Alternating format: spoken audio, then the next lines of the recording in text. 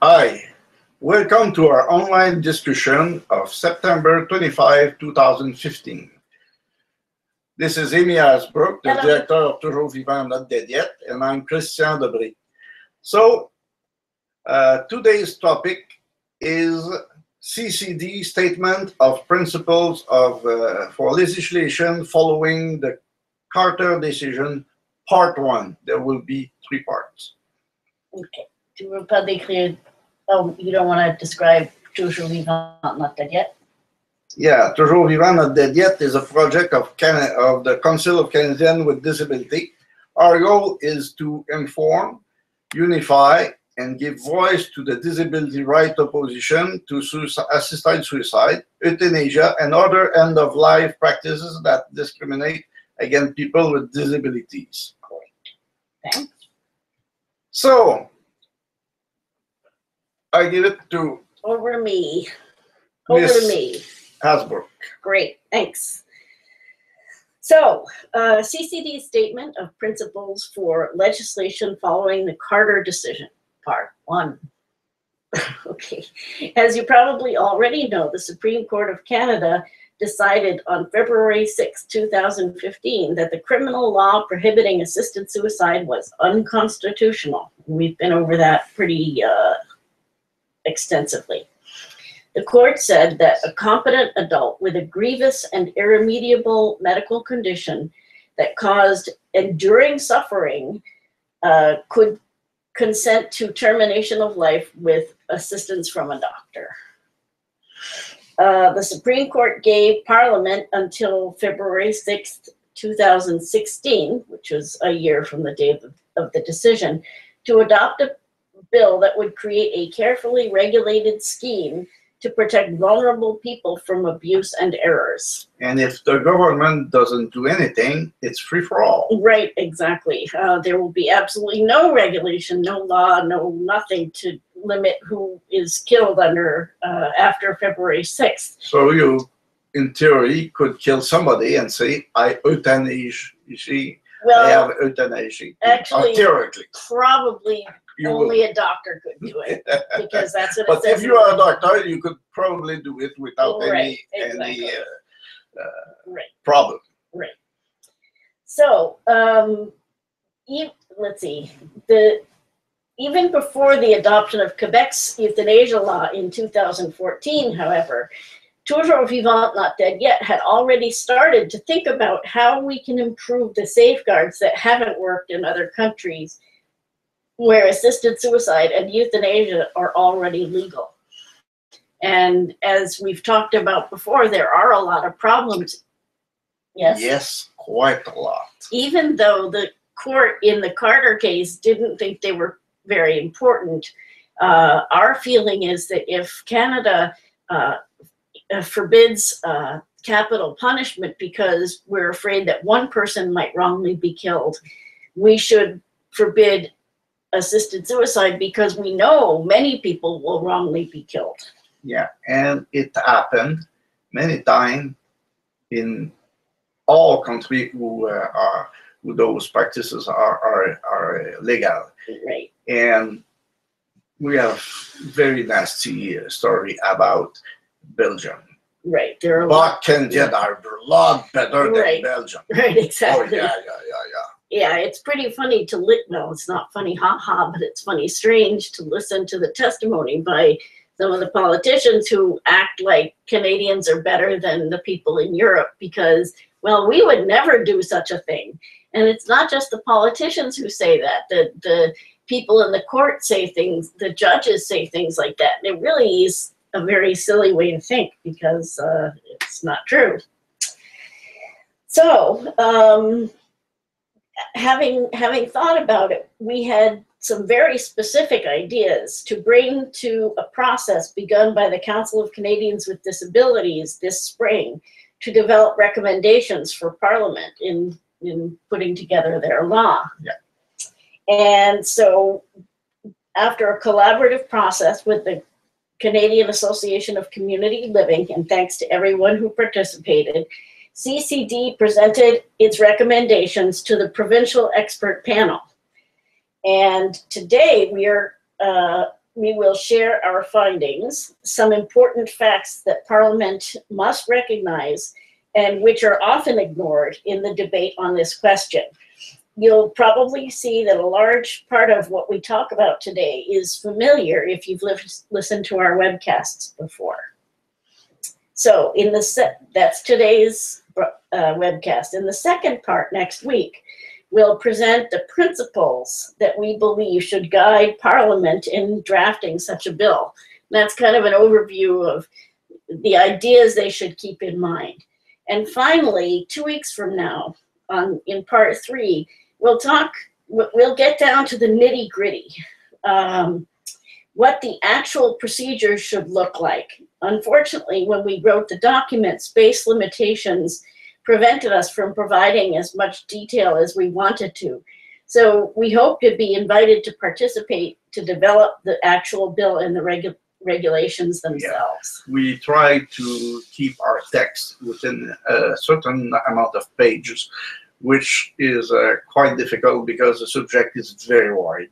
Right, exactly. And you know, the problem that we've run into and we found is that in the other countries where they've made sort of paid lip service to creating safeguards, they're so loose and they're so vague that, you know, they don't protect anybody. And so what we have tried to do is make very specific procedures to prevent people from being killed.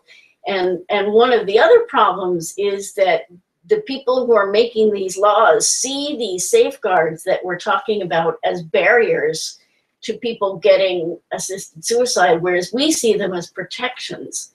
And it's that difference in perception that makes them unwilling to want to adopt these safeguards, but we think they're absolutely necessary. And you will see very, very soon in our discussion of today that those limitations of the law are very important and very dangerous. Great. Okay, so without further ado, here is the first part of the document. Goals, principles, and recommendations for legislation governing assisted suicide. Disabled people with and without terminal illness are put at great risk through the discriminatory impact of life-ending practices. Disabled people have worked for more than 30 years in Canada and in other countries to prevent the legalization of assisted suicide and euthanasia, ASE. We have consistently asserted that legalizing ASE, 1, discriminates against people with disabilities who are steered away from mental health services for suicide prevention and singled out for suicide assistance. That's what happened. Right. When you're handicapped, you are picked and say, no, you should not have suicide prevention. Maybe it's better for you to look at assisted suicide or euthanasia. Right, because, you know, even psychologists say, well, you know, it's rational for you to want to die because you're disabled. Which it's not true, right, because this doctor is not disabled. Who is him to judge for the people who are disabled? Okay? Right. Normally, if somebody have a depression of any form, it's not because he is disabled. It's because he have a depression and something have to be fixed. Right, exactly. And in fact, a lot of times people with disabilities have, if they have depression, it's not because of their disability, but because the way they're treated and the discrimination they face. But because mental health professionals, psychiatrists and psychologists are just like everybody else, they have the same prejudices about disability. And so that's why they believe that when non-disabled people are depressed and want to kill themselves, they say, well, that doesn't make any sense because, you know, you're wanting to kill yourself is irrational. But when disabled people say they want to die, they say, oh, of course, that makes sense because you're disabled. They feel it's rational, which is not. Right. Okay, so legalizing assisted suicide is unnecessary in that Canadians already have existing rights at the end of life, such as refusal of medical treatment, palliative care, including sedation until natural death occurs, and ultimately the right to commit suicide. And we've already talked about that every week when we start our broadcast. Yes. So there you go. We have 4 main points, and every week we repeat it because they are the truth. These are the main points, and these are not the points that you're going to hear from the religious people and the conservatives. And those are really the only, unfortunately, the media like to pretend that the conservatives and religious are the only people who oppose assisted suicide. We will speak about that. Right, exactly. A little bit later in our right. today's topics. Right. And legalizing assisted suicide cannot be free choice as long, or assisted suicide cannot be a free choice as long as people with disabilities do not have a full range of choices in where and how they live. Canadians with disabilities have a long history of being subjected to overt and subtle discrimination, including medical exploitation, eugenics, linguistic deprivation, meaning suppression of people's sign languages and the lack of interpreters, poverty, unemployment, disenfranchisement, which means not being able to vote, isolation, institutionalization, and high rates of abuse. Canadians with disabilities still experience the highest rates of exclusion, poverty, and unemployment of any minority group in Canada. And, you know, people who ask for assisted suicide say that they're making a free choice, but what we say is that there is no free choice if you don't have to die, if you don't have a choice in how you live. And that's why, and it's discrimination that limits people's choices, not their ability to choose. So we are even more discriminated than Indian and Native people. Well, there's, you know, everybody experiences discrimination in different ways, and we have very high unemployment rates, and so yeah, it means we don't have choices. It means we don't have choices in where and how we live. So another reason that assisted suicide legalization is a bad idea is because it cannot be regulated so as to prevent forced, coerced, or non-consenting deaths and an ever-expanding eligibility criteria. And again, we talk about this every week. And finally, because it sends a negative message about the value and status of people with disabilities in our society. This isn't something we talk about quite so often, but what it essentially says is when people say, I'd rather be dead than be like you, and the government says, we think assisted suicide is a good idea, the government is essentially saying the same thing. We think you'd be better off dead. And that's why it's a bad idea to legalize assisted suicide. And it's funny because in the Rodriguez decision, that's what the court said. The court found that it's not a good idea for the government to send that message. And for some reason, the court changed its mind. Normally, we doesn't talk about suicide because when you talk about it in press, in media, you have more suicide happening soon. And it's why media stopped to talk about suicide happening in metro, in subways, sorry. Right. Because every time they speak about it, there is more the next days or weeks after it. So they stopped talking about to keep it at the minimum. Why? They want it happening now. Right. Right. Exactly.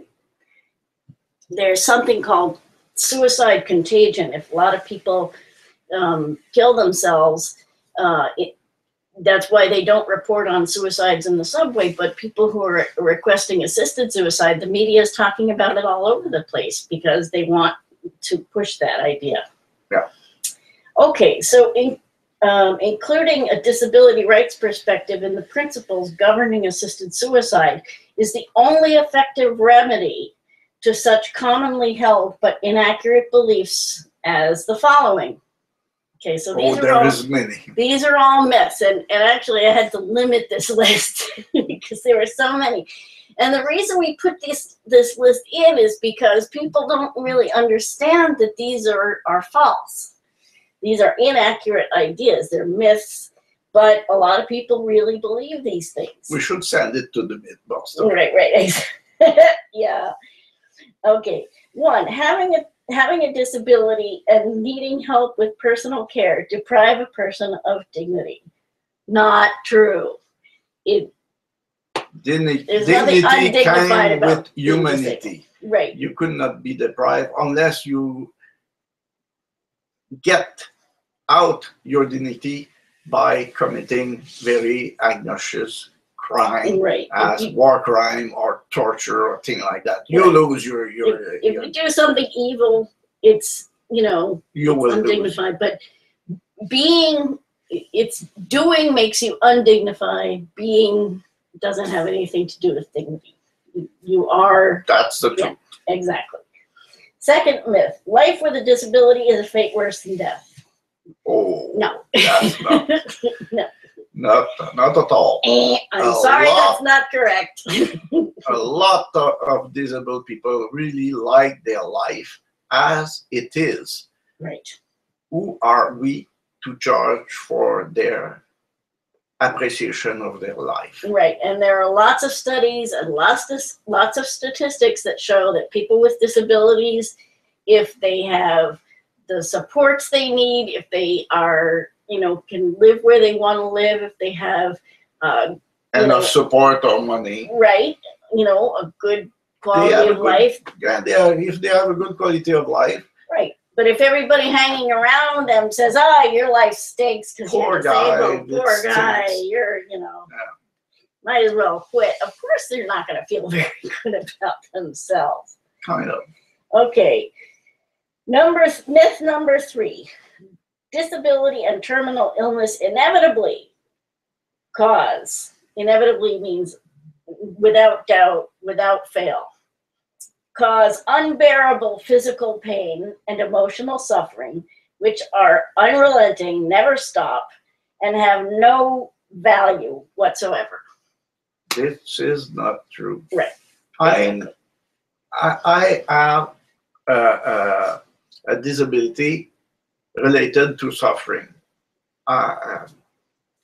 And I'm well medicated. Sorry, my English. You're definitely well medicated. Yeah. So I'm feeling reasonably well, and medical have all the tools to make sure that nobody suffer without any reason. Right. Okay. And at the end, if they could not make it when you're conscient, they could make you unconscious and you doesn't suffer. Right. This is the sedation. And there's no reason it should be terminal. Right. They could sedate you and wake up you if you want to see your child or thing like that, or something happened, and then you put, and it happened quite a lot of time with heavily burned people. Right, exactly. And sometimes pain can be useful. Like when I had the shingles, I got a chance to know what it's like to have really bad neuropathy, pain in my nerves, and it was very, very painful. A lot of people, because it's a pain in your nerves and it's all over your body, and I took painkillers, but they didn't eliminate the pain, and I had it for many weeks. So I got to know what it's like for my friends with multiple sclerosis, my friends with other kinds of neuropathy, and I got to see a little bit, just a little taste of what their life is like. So I had and anybody encounter some suffering. Right. Anybody who do some handiwork could have a sore thumb because they hit their thumb. So it's very suffering for a very short period of time. Yeah. But it's a little bit what you do with it. And sure, nobody wants to have to deal with pain, and we need to work as a society to ensure that people get pain relief who need it. But it's also the other idea is that pain is, you know, everybody has a little pain sometimes and you can live with it. That's life. Right, exactly. Pain is a part of life, and there is a limit to suffering, and it's possible to limit it. Right, exactly. So the fourth myth is that a carefully regulated scheme, which is what the court decision talks about, can prevent non-consenting and coerced deaths. And we already mentioned that that's not true. False. It's a myth because there were studies done both by the Council of Canadians with Disabilities and the National Council on Disability in the United States that show that that's not possible. There's no feasible way to do that. And so the best we can do at this point is to be very, very careful. And that's not the kind of laws that we have now. The laws that exist now are very loose. Yep. So there will be a lot of people who will die without their will. Right, unless people with disabilities who've been thinking about this and working on this are included in the process, and unless we change our attitude about what the goal is to prevent people from being killed who shouldn't be killed, we will have a lot of people dying unnecessarily and who shouldn't be killed. Yes. Okay, the next myth. Caring for ill and disabled Canadians is a costly and wasteful use of our scarce resources. That's not true. Right. It's important to have disabled people in our society because the number of people disabled who give so much at the community, it's unbelievable. Right. Beethoven was a thief. Comment s'appelle? How is the name? The best scientific that we have. Stephen Hawking. Stephen Hawking. He could not even talk. He's the greatest scientist of our time. Right. Okay, and so many people disabled give so much to the community. Right, and part of what people with disabilities give to society is teaching society the way to treat people in a compassionate and caring way, and also how to be adaptive, because people with disabilities like me learn how to adapt to things and learn really clever strategies to figure things out. So in our household, for example, if you want to find something, you ask a blind person, because I know how to find things. To find something in the house. Right, he's the one that can see better, but I'm good at finding things because I have learned techniques to help me do that. So, caring for disabled people helps the rest of society to stay humble. Basically. At least it's one thing that it can help. Yeah. Yeah. So another myth: assisted suicide and euthanasia give people control over their lives, and accepting these services is a personal and autonomous act. Not at all. And as you said during the French webcast, when you give over, it's not autonomous when you delegate the responsibility for killing. Impossible. Killing yourself. Yeah. That's nothing personal about it. You involve a third people in the act, and this person is affected by your decision. Right. If it is yours. Right. Yeah, and that was the other thing we were talking about. The number of people who are affected when someone kills themselves. People say, it's my life, it's my choice, but they don't even think of the number of people who are being affected. Your family, your friend, all people caring about you. It's enormous what you do. Right. And even people that you doesn't even know, right, who see you do this act, right, will be affected. Right, exactly. And as you were saying, that's why the media don't report on suicides, but for some reason they've decided it's okay to report on assisted suicide, and it creates the same suicide contagion that they worry about for other kinds of suicide, but for some reason they don't care about that anymore. Okay, another myth. Assisted suicide is a private and personal choice and not a political or social issue. I'm sorry, that's not correct. If people try to change the law to allow for assisted suicide, that makes it a political issue. It makes it not a personal issue. It's even highly political. Right. If somebody wants to go off by themselves and commit suicide, it's going to affect their friends and family and other people. But if they try to change the law, that's going to affect a lot more people and put a lot of people in danger. So it's, yeah, that's another myth. Okay, number 8. There is no slippery slope. The law's provisions will be respected, eligibility requirements will not be expanded, and people who fall outside the eligibility criteria will not be allowed assisted suicide. My time. False. Completely false. Exactly. Each of those things, that there's no slippery slope. Yes, the laws do get worse and worse. For example, last year in Belgium, they allowed children to have euthanasia. A very, very good example. Belgium is a highly humane society, very compassionate, and they build a law, and this law is violated every day of happening. Right. They go it by side, they just go over it, and they just try to expand it, and somebody tell us that there's no slippery slope. It happened in Belgium, it happened in Holland, it will happen here. Right. We are not better than Belgium. Right, and in fact what happens is in the countries where euthanasia is legal over in Europe, they have cases that fall outside of the eligibility criteria, so they move the eligibility criteria so that it will include those people they've already killed.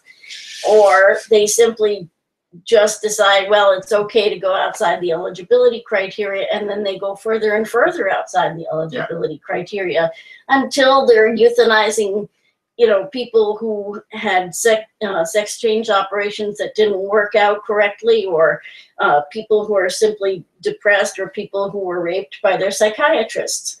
That's, those are not within the Those are cases who already happened. Right. Those were not people who should have been eligible, but, because they already took one step outside the line and another step isn't so bad. And nothing happened. They just stepped over the line and nobody do anything again. So they just take a bigger step over it. Right, and part of the reason that nothing happened is because the guy who, one of the guys who's on the commission is also one of the guys who does the most euthanasia in Belgium. So yeah, right. That doctor. Right. Okay, so number 9. Assisted suicide and euthanasia are supported by a majority of Canadians. I'm sorry, that's not correct either. The polls that are we do French and English, right, so exactly. I'm French speaking basically, and she's English. And so I'm always the one that gets stuck on the French words. Both of us, we have some difficulty. Forget that, please. Okay, so the polls that are often circulated are badly worded and misleading, and base the information on people's ignorance. So, for example, when they say, ask people if they want aid in dying, people think they're talking about yes, I want to be aid in dying, but they do the mistaking with palliative care. Right. It makes it together. Right, right.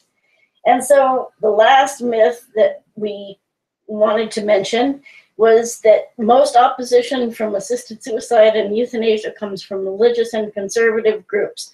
Are you religious? No. I have some beliefs, spiritual beliefs. No, you're not. Not at all. Since 9 years old. No, right. You are not conservative. At all.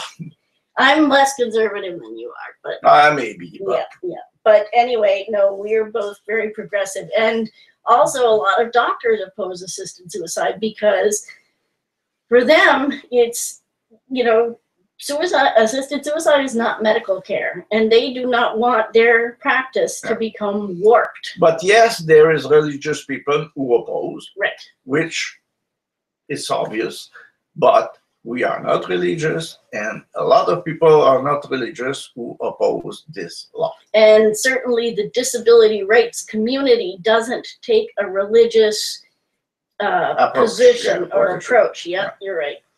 So these myths underlie the Supreme Court's judgment in Carter versus Canada, which struck down the prohibition on assisted suicide. So assuming Parliament does not invoke the notwithstanding clause, which it could do to prevent the law from going into effect, but we doesn't believe it will don't think it will. It has to nevertheless address these myths and the concerns of the disability community in whatever legislation it enacts in response to the Carter decision.